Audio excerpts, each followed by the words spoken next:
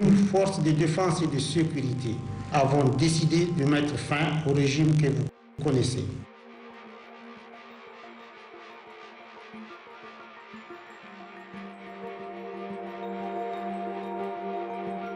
Le président Bazoum souhaitait remplacer le chef de cette garde présidentielle, qui est un général, qui s'appelle le général Abdourahmane Tiani.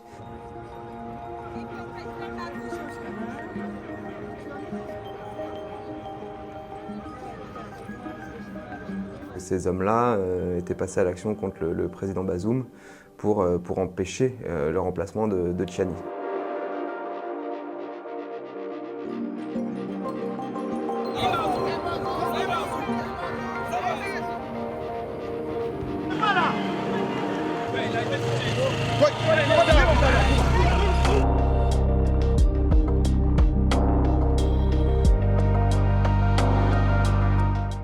Le pouvoir légal et légitime est celui exercé par le président élu du Niger, qui est le président Mohamed Bazoum. Toute la question était de savoir de quel côté allait basculer ce rapport de force.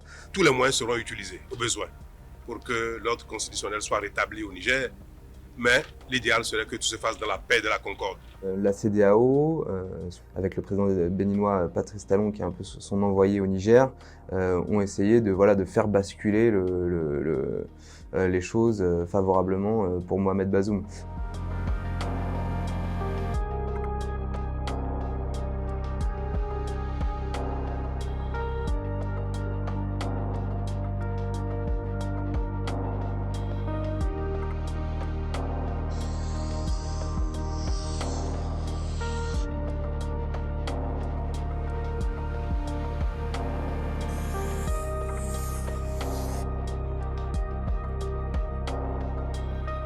La CEDEAO, comme elle a essayé de le faire, ou comme elle l'a fait au Mali, au Burkina ou encore en Guinée ces dernières années, la CEDEAO, les présidents de la CEDEAO peuvent bien s'agiter et essayer de mettre la pression en disant que tous les moyens vont être employés.